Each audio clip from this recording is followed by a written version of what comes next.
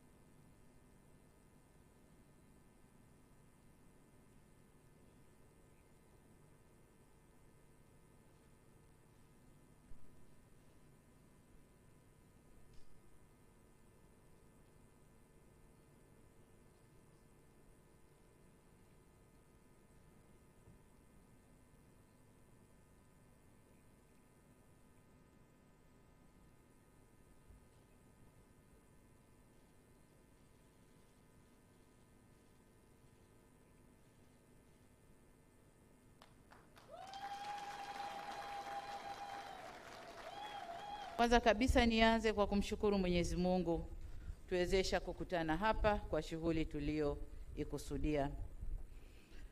Shughuli yetu leo hapa ni kuja kumwapisha waziri mkuu mpya wa serikali yetu ya Jamhuri ya Muungano wa Tanzania, Mheshimiwa Dr. Mwigulu Lameck Nchemba.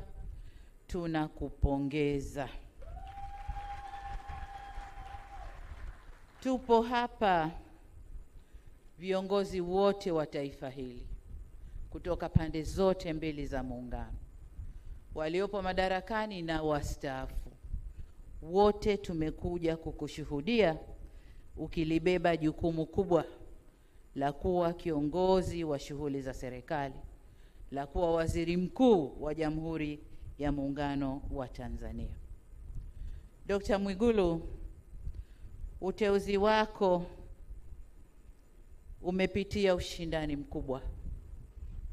mkubwa, na katika vigezo kadhaa umeibuka kuwa na sifa nyingi kidogo kuliko wengine ulioshindana nao, na vigezo vyote vilivyopimwa, tumepima maeneo mbalimbali ya kuitumikia nchi hii, ya kulitumikia taifa hili. Kubwa zaidi ni wa kutumikia wananchi wa Jamhuri ya Muungano wa Tanzania. Narudia, wa Jamhuri ya Muungano wa Tanzania. Kazi zako na maelekezo yote yamo kwenye katiba, lakini nimekukabidhi vitabu vinavyoeleza majukumu yako na mambo yote ambayo unatakiwa kuyaangalia. Umepokea kijiti kutoka kwa waziri mkuu mstaafu ndugu yetu Mheshimiwa Kassim Majaliwa, ambaye amefanya kazi nzuri kufanikisha tunayotamba nayo leo. Tukitamba na ujenzi wa mashule, tukitamba na vituo vya afya, mahospitali ya kanda ya rufaa, kila tunachotamba nacho leo, yeye alikuwa nyuma yangu kuhakikisha yanakwenda vizuri. Kwa hiyo umepokea kijiti kutoka kwa mfanyakazi mzuri ambao sina shaka utafuata miguu yake na utaongeza pale unapohisi panahitaji kuongezwa nguvu. Hivyo tunakupongeza na kukutakia kila la heri katika utekelezaji wa majukumu yako mapya. Dr. Mwigulu, kama tulivyosema wakati wa kampeni na kama ilani yetu ya uchaguzi ya Chama cha Mapinduzi ya mwaka 2025-2030 inavyosema, kuna mengi tumewaahidi wananchi. Ukiangalia mambo yote na muda tulionao, muda ni mfinyu. Hivyo hatuna budi kuongeza kasi katika utendaji wetu. Wewe utakwenda kulisimamia baraza la mawaziri ambao nao wanaongoza sekta tofauti tofauti. Ni wajibu wako kuhakikisha kasi ya utekelezaji wa yale tuliyoyapanga inaongezwa ili tuweze kuyatimiza ndani ya muda mfupi. Lakini utekelezaji wa kazi zote hizo zinahitaji fedha, na wewe umetoka kwenye sekta ya fedha. Kwa muda wa miaka 5 umejua vichochoro vyote tulivyokuwa tukipita kutafuta fedha. Kwa hiyo utamsimamia atakayekaa kwenye nafasi yako ili naye aweze kupita kule tulikopita, fedha ipatikane na kazi ifanyike. Kwa hiyo kwa ufupi, una kazi kubwa sana. Una kazi kubwa sana, na leo baadaye nitakwenda kulifungua bunge la 13 la Jamhuri ya Muungano wa Tanzania, ambao nitaeleza yale yote ambayo tunatakiwa kuyafanya ndani ya kipindi hiki cha miaka 5. Kuna mengine uliyasema mwenyewe jana pokuwa bungeni, nilikusikiliza vizuri, na ni imani yangu kwamba hukuyasema tu, lakini una moyo wa dhati kuyasimamia yale yote.